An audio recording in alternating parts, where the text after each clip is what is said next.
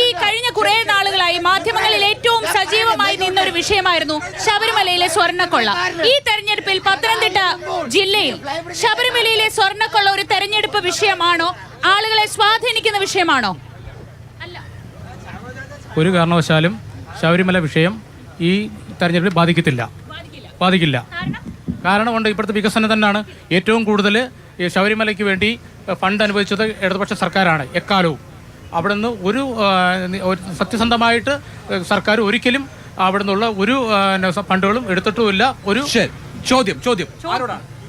ഈ ശബരിമല വിഷയം ഈ തെരഞ്ഞെടുപ്പിനെ ഈ മണ്ഡലത്തിൽ ബാധിക്കത്തില്ല. അതിന് ഉദാഹരണം, ശബരിമല നിലനിൽക്കുന്ന പെരുന്നാട് പഞ്ചായത്ത് ഭരിക്കുന്ന LDF, ശബരിമലയിലെ അയ്യപ്പന്റെ കൊട്ടാരം നിൽക്കുന്ന പന്തളം നഗരസഭ ഭരിക്കുന്നത് LDF. ഈ തെരഞ്ഞ രണ്ട് തദ്ദേശ തെരഞ്ഞെടുപ്പിൽ LDFന് വ്യക്തമായ മേൽക്കൈ നേടിയ ഈ മണ്ഡലത്തിൽ ഈ ശബരിമല വിഷയം ഏശത്തതേ ഇല്ല.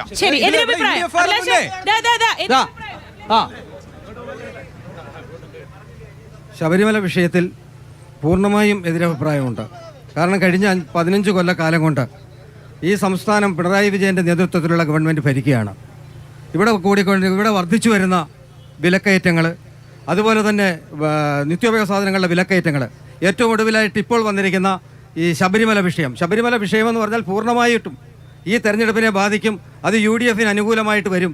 ഇനി എത്ര പഞ്ചായത്ത് LDF ഭരിച്ചാലും ഈ എറണാകുളം, ഈ പത്തനംതിട്ട ജില്ലയിലെ 5 നിയോജക മണ്ഡലങ്ങളിലും UDF വ്യക്തമായ ഭൂരിപക്ഷത്തോടെ മറുപടിയുണ്ട്. ശബരിമല വിഷയത്തിൽ ശബരിമല നിൽക്കുന്ന പത്തനംതിട്ടയിൽ അടിപത്രം നിങ്ങൾക്ക് എന്നുള്ളതാണ്. ഇവിടെ മനുഷ്യ ജീവിതത്തെ ബാധിക്കുന്ന പ്രശ്നങ്ങളാണ് ഒരു തെരഞ്ഞെടുപ്പിൽ ജനങ്ങൾ ചർച്ച ചെയ്യാൻ പോകുന്നത്. 5 വർഷക്കാലത്തെ ഭരണത്തിനിടയിൽ ശബരിമല അടക്കം ഏത് ക്ഷേത്രങ്ങളിലെയും ഏത് ആരാധനാലയങ്ങളിലെയും ഏത് കൊള്ളയായിക്കോട്ടെ ഈ സർക്കാർ ഒരു വിട്ടുവീഴ്ചയും ചെയ്യില്ല എന്ന് ബോധ്യപ്പെടുത്തി അതിശക്തമായ നടപടിയെടുത്ത സർക്കാരാണ് ഈ സർക്കാർ. മാത്രമല്ല, ശബരിമലയിൽ അവിടെ കൊണ്ട് തീരുന്നില്ല.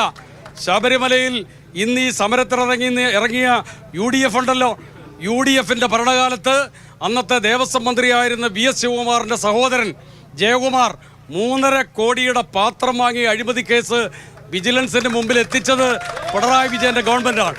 അപ്പൊ ഈ അഴിമതിയെ പറ്റിയൊക്കെ ഈ പറയുന്ന, പക്ഷേ ഇടതുപക്ഷ മുന്നണി എന്താ?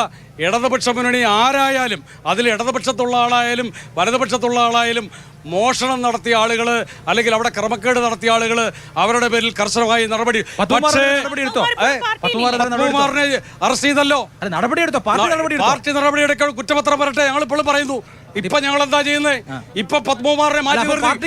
ഞാൻ ചോദിക്കട്ടെ, അടൂർ പ്രകാശിന് നടപടിയെടുത്തോ കോൺഗ്രസ്? എന്തിന്? ഈ പറഞ്ഞ ഉണ്ണികൃഷ്ണൻ പോറ്റിയുടെ കൂടെ അടൂർ പ്രകാശ് പല അടൂർ പ്രകാശ് SIT അറസ്റ്റ് ചെയ്തിരുന്നോ? ജയിലിൽ കിടന്നിട്ടുണ്ടോ? അറസ്റ്റ് ചെയ്തപ്പോ തന്നെ കമ്മ്യൂണിസ്റ്റ് പാർട്ടി ഓഫ് ഇന്ത്യ മാർക്സിസ്റ്റിന്റെ പത്തനംതിട്ട ജില്ലയിലെ എല്ലാ പരിപാടികളിൽ നിന്ന് അദ്ദേഹത്തെ മാറ്റി നിർത്തി. കുറ്റപത്രം വരട്ടെ. പോലീസ് പറയുന്നത് മാത്രമല്ലല്ലോ, ചില കാര്യങ്ങളിൽ മാത്രമാണോ, സെലക്റ്റീവായി മാത്രമാണോ ഈ കുറ്റപത്രം? സെലക്റ്റീവ് അല്ല, എല്ലാ കാര്യത്തിലും ഒരുപോലെ തന്നെയാണോ? എല്ലാ കാര്യത്തിലും ഒരുപോലെ.